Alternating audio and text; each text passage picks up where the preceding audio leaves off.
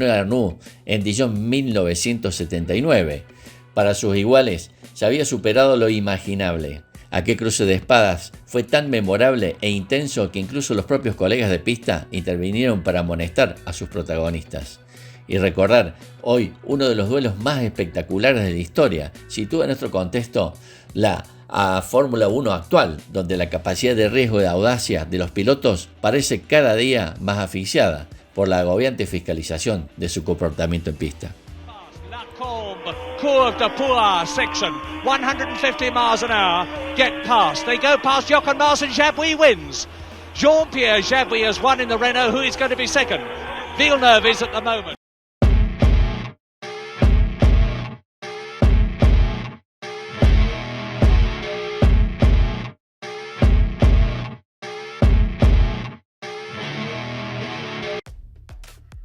René Alexandre Arnoux es un ex piloto de automovilismo francés. Participó en la Fórmula 1 durante las temporadas de 1978 a 1989, destacándose como piloto de Renault, Ferrari y Ligier. Logró 7 victorias, 22 podios y 18 pole positions. Además, resultó tercero en el campeonato de 1983 y sexto en 1980, 1982 y 1984. Es el piloto que más veces corrió en la historia con un motor turbo, por lo cual tiene un protagonismo fundamental en la Fórmula 1. Fue durante unas vacaciones en Rimini, Italia, donde descubrió este deporte a los 8 años. Contable en una fábrica de papel, su padre le construyó su primer kart y el hijo pronto ganó sus primeros títulos regionales, antes de ser seleccionado para el equipo francés, donde con modestos recursos se enfrentó a pilotos de fábrica como Ronnie Peterson. A principios de los 70, con su título de mecánico en el bolsillo, el joven de Grenoble emigró a Turín. Su mirada, su voz, todo está lleno de emoción cuando René Arnoux habla de su experiencia con Winfield, allá por 1972. Había participado mucho de karting y había sido seleccionado por la selección francesa muchas veces, pero eso no significaba mucho, salvo que eras bastante bueno, recuerda. Más allá de eso, no podías esperar apoyo financiero de la Federación de Karting, y menos aún para ascender a monoplazas. Por eso, con mi padre, buscamos escuelas de carreras. Nos recomendaron varias: Le Mans, Magny-Cours, Paul Ricard.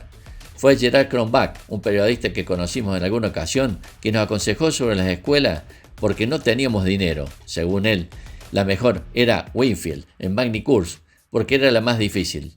La elegimos de inmediato pensando, si ganamos seguimos, si perdemos lo dejamos todo. Para el joven de Grenoble, Francia, no había nada más bonito que un monoplaza. Era todo lo que soñaba. Salimos de Grenoble con mi padre en el AMI 8 a las 4 de la mañana del día sábado. Tenía el mono de karting y el casco de corcho forrado en vinilo. Hacía mis sesiones el sábado y el domingo. Dormíamos en el auto para ahorrar. El domingo teníamos que volver inmediatamente después. Había un número limitado de vueltas, lo cual fue genial porque igualaba las condiciones entre quienes podían permitirse más vueltas y el resto de nosotros. De hecho, fuimos tan cuidadosos con mi padre que ni siquiera di el máximo de vueltas. Llegué al final sin conducir tanto como podría, pero como siempre rendía mejor que todos. Pensé que no hacía falta.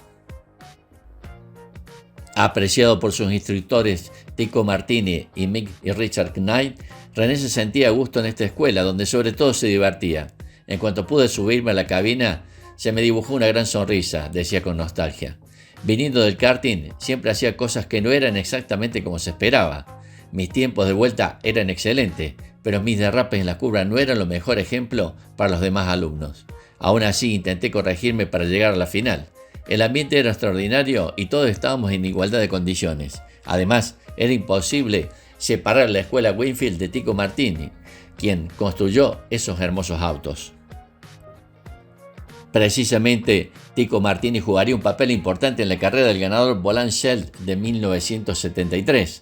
Shell me abandonó por completo tras mi victoria en la Fórmula Renault Europea. A finales de 1973 se suponía que iría directamente a la Fórmula 2, pero Shell no cumplió con su promesa. Tico me ayudó entonces para que pudiera competir en la Super Fórmula Renault. Sin él, mi carrera habría terminado allí. No siempre fue respetado por sus colegas galos, por su baja estatura, su timidez y sus modales de pueblerino. No obstante, René demostró sobradamente ser algo más que un pequeño gran hombre, ya que tras obtener el premio Volante en 1975, compitió en la Fórmula Super Renault, ganando el campeonato antes de emprender una temporada completa de Fórmula 2 con la escudería de Tico Martini. René fue el hombre más rápido, ganando en 3 ocasiones en Pau, Enna y Estoril, y dio 6 vueltas rápidas, pero finalmente perdió frente a su alter ego Jean-Pierre Jawil. En 1976 regresaría y de nuevo venció en 3 carreras, Silverstone, Pau y Nogaro, obteniendo el codiciado título. El pequeño equipo Martini, que había triunfado en fórmulas menores varios años, pasó a la Fórmula 1 en 1978 y a René se le confió el monoplaza, pero el proyecto fracasó, dejándole solo a mitad de temporada. René disputaría entonces un par de carreras más con Surtees para completar la campaña de ese año 1978. Su debut en la Fórmula 1 debería haberse producido el 4 de marzo en Kyalami, pero su Martini MK23 no le permitió clasificarse y en el Principado de Mónaco volvió a suceder otro tanto. Por fin en Zolder logró tomar la salida y tras partir 19º finalizó en la 9ª posición, que repetiría en Watkins Glen con un Surtees TS20 oficial.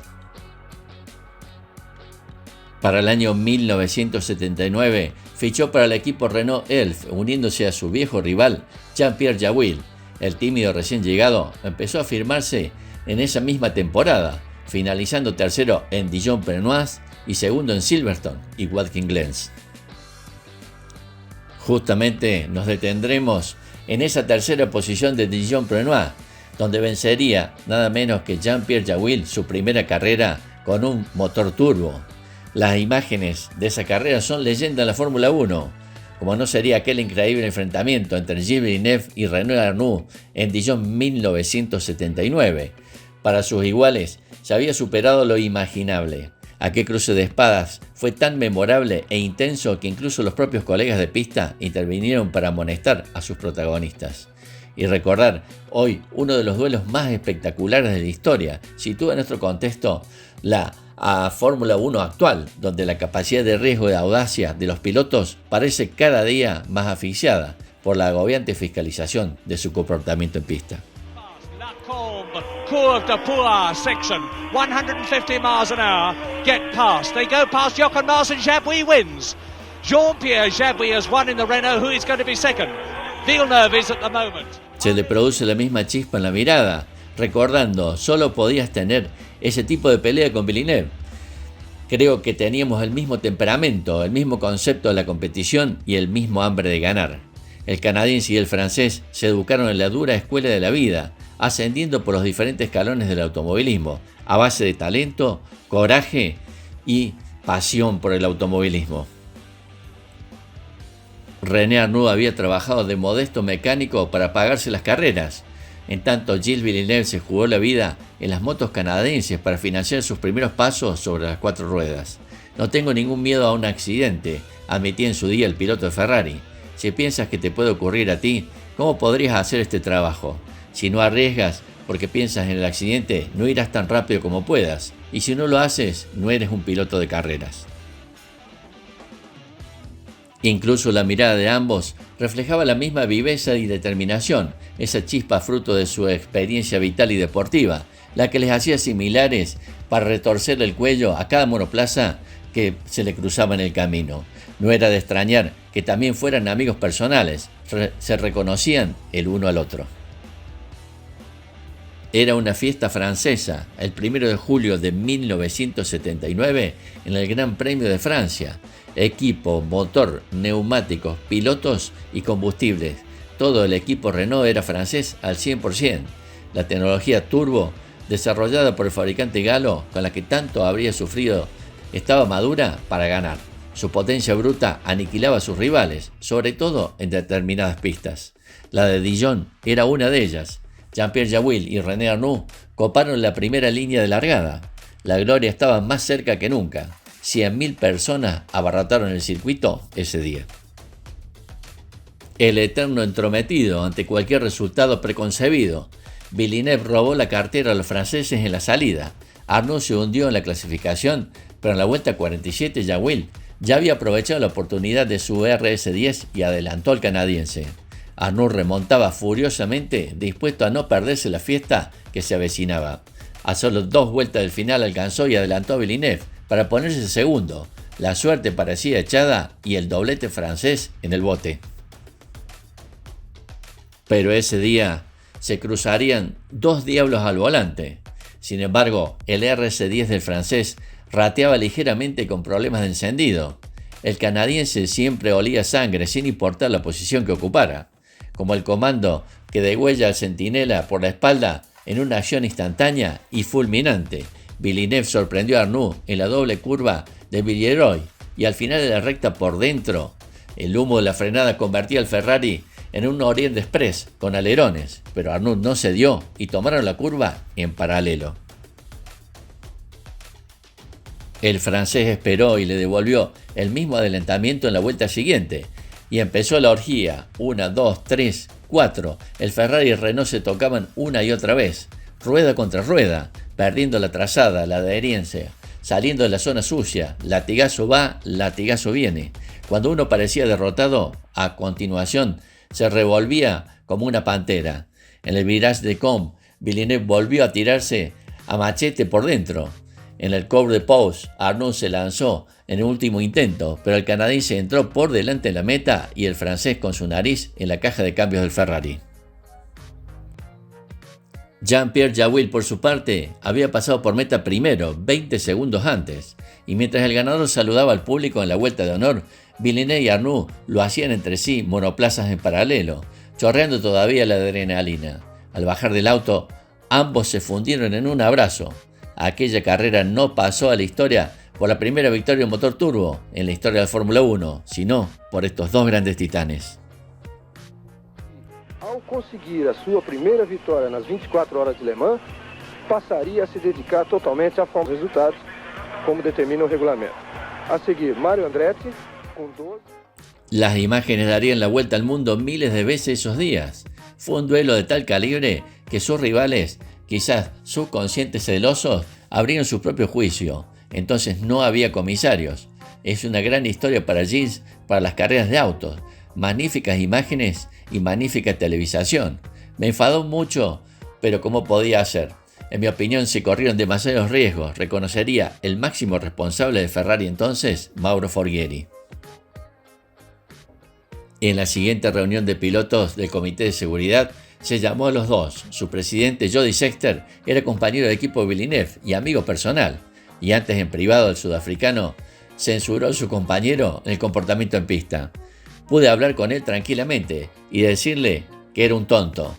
Era lo suficientemente inteligente para saber que hizo algo estúpido y que así no duras muchas carreras. Le gustaba esa idea de chocar las ruedas, de ser de esa manera. No lo admitía, pero en el fondo se dio cuenta que fue una locura. Él confiaba en mí y yo confiaba en él, expresaría Arnoux. De eso nada. No fue lo que Arnoux y Villeneuve declararon en ese juicio sumario, en la reunión de pilotos que tuvo lugar en la siguiente carrera en Silverstone. Sus colegas le dieron la charla. Scheckter, Fittipaldi, Regazzoni, Lauda nos dijeron que era peligroso, que estábamos totalmente locos y bla bla bla bla. Recordaría después Arnoux. Y cuando Lauda lo dijo, le contesté, sí, peligroso para ti y para Gilles, pero no para mí y para Gilles. No podrías hacer eso porque tú hubieras levantado el pie. Solo le faltó rematar a Lauda con el cacareo de la gallina, y Gilles les dijo que no solo no era peligroso, sino que eran totalmente estúpidos por convocar una reunión por ese tema.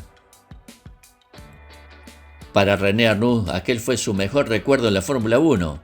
Aquellas vueltas fueron fantásticas, ganándonos la frenada del uno al otro constantemente, luchando por la trazada, tocándonos el uno al otro, pero sin querer echarnos fuera de la pista. Eran 2 hombres luchando por la segunda posición, sin intentar ser sucio, pero teniendo que tocarse para poder estar delante. Él confiaba en mí y yo confiaba en él. Villeneuve goes over the corrugations and he nearly loses the front as they go up to Parabolique on the 80th and last lap. And he's back, he's in second position. Villeneuve is in this 80-lap race and there's less than a third of it to go. Now can Arnoux... Para el año 1981, la situación de René Arnoux se complicaría con la llegada del francés Alain Prost al Renault. Arnoux era claramente el segundo piloto al lado de la naciente estrella Alain Prost. Inevitablemente su rivalidad en la pista estalló fuera de ella y la relación entre los dos pilotos se deterioró, dividiendo el mundo del deporte francés. El conflicto alcanzó la cima en el Gran Premio de Francia de 1982 en el circuito de Le Castellet. Los dos pilotos consiguieron el primer doblete en la historia de Renault en la Fórmula 1, con Arnoux finalizando por delante de Prost. Prost estaba furioso en vista de que su compañero de equipo no había seguido las órdenes de equipo acordadas antes de la carrera, según las cuales había haber cedido la posición de victoria a Prost, que estaba mejor posicionado en el campeonato. Arnoux contestó que no había recibido órdenes antes de la carrera y que por tanto era libre de hacer su propia carrera. Consiguió otra victoria en el Gran Premio de Italia al final de la temporada y tuvo la fortuna de escapar de un accidente de alta velocidad debido a un fallo en los frenos al final de una larga recta en el circuito del Gran Premio de los Países Bajos. La relación entre Alain Prost y René Arnoux se volvió insostenible y Arnoux dejó Renault al finalizar la temporada de 1982 para unirse a Ferrari. Durante esos años era frecuente que iniciara en la pole position o entre los primeros lugares de la clasificación. René Arnoux comenzaría su año en 1983 en Ferrari, dejando atrás una tensa relación con su compatriota Alain Prost en Renault. En Maranello formó una dupla totalmente francesa con Patrick Tambay.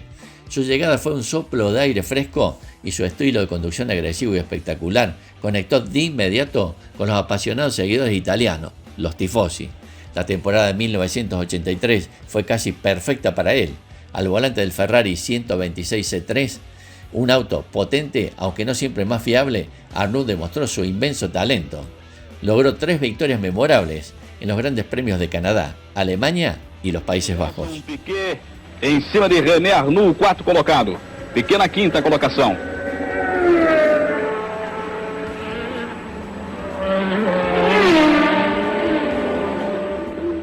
En aquel campeonato Arnoux fue la estrella extraordinaria, ya que se batió hasta el final de la última carrera de temporada y casi se lleva el título. René tenía 35 años durante aquella temporada memorable. Con el 126 C2B gané dominando en Canadá, recuerda.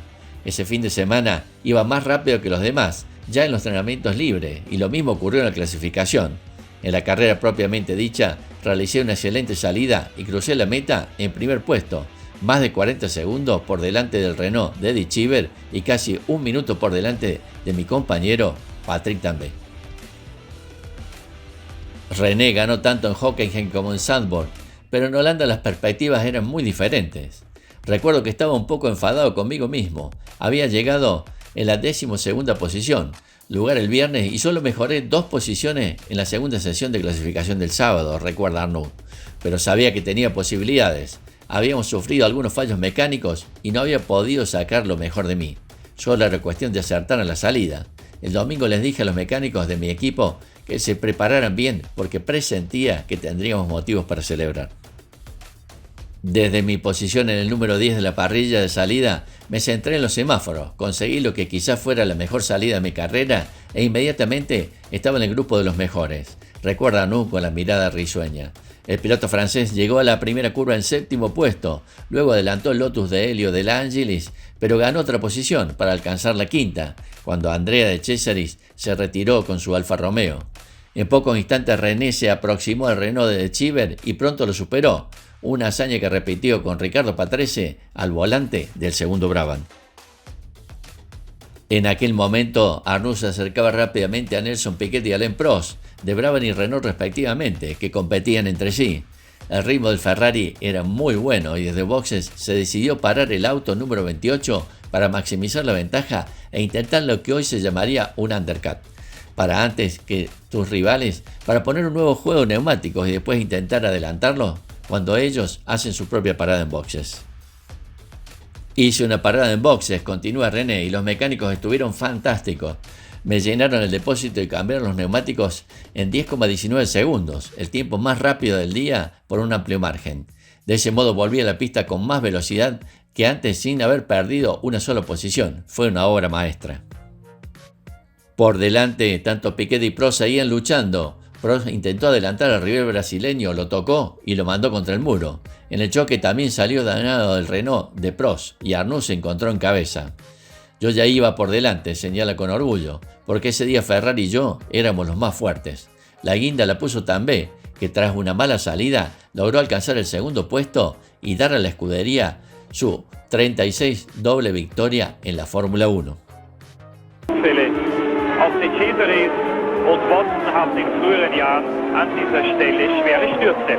Und der nächste Angriff von Arnoux auf Patrese und der ist gelungen.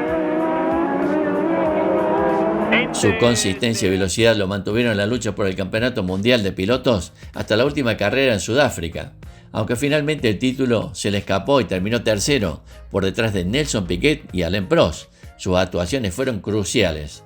Junto a Tambay, sus esfuerzos combinados le dieron a Ferrari el codiciado Campeonato de Constructores del año 1983, un logro inmensamente celebrado en Italia.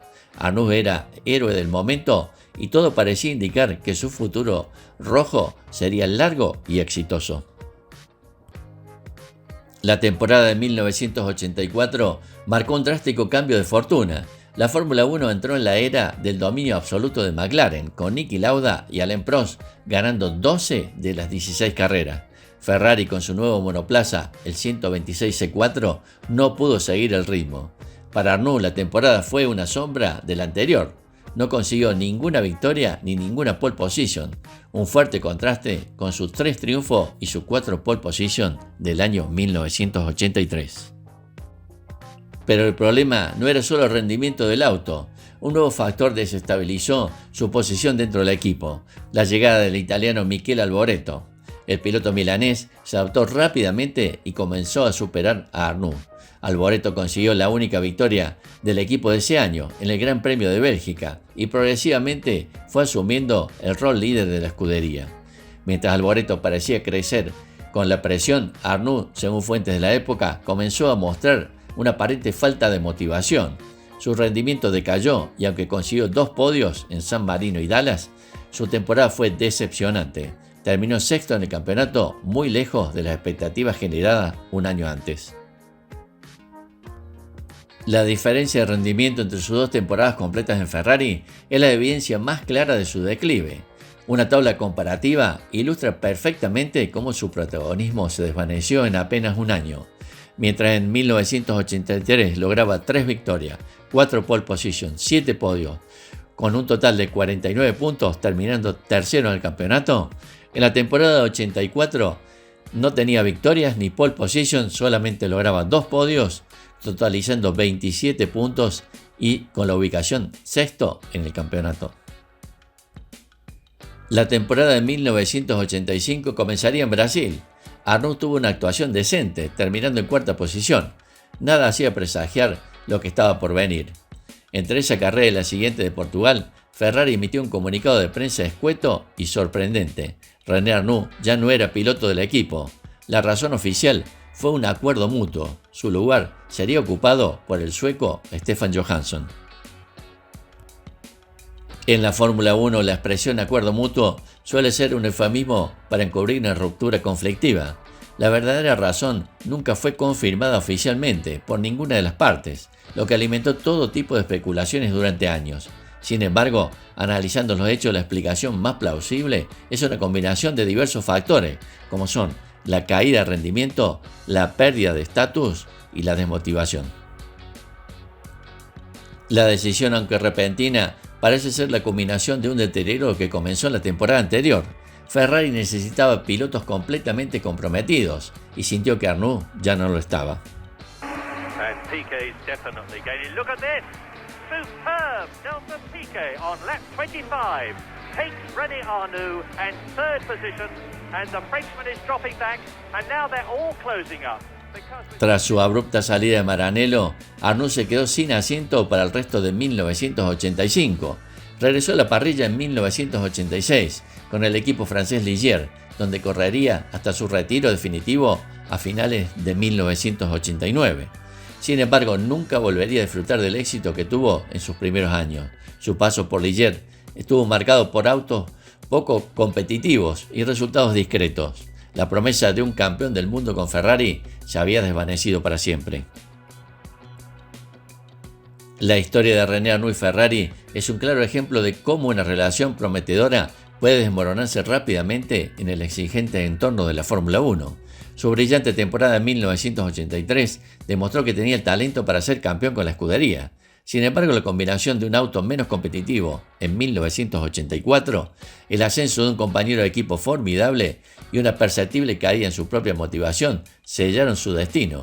La salida por acuerdo mutuo fue simplemente el punto final de una relación que había perdido su magia, dejando a los aficionados con la eterna pregunta de lo que pudo haber sido.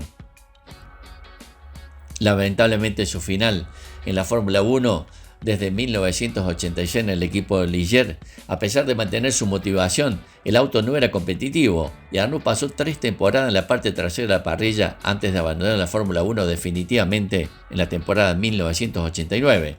El final de su carrera profesional fue muy controvertido, acusado frecuentemente de bloquear a autos más rápidos durante las clasificaciones y cuando era doblado. Terminó su carrera con un total de 181 puntos. Desde entonces, René Arnoux ha puesto en marcha negocios de karting en pista cubierta, denominado karting, que consta de 4 circuitos en Francia, 2 en el área de París, 1 a las afueras de Lyon y otro cerca de Marsella. Asimismo, dirige 2 fábricas y aparece frecuentemente conduciendo en eventos históricos en representación de Renault, residiendo en París.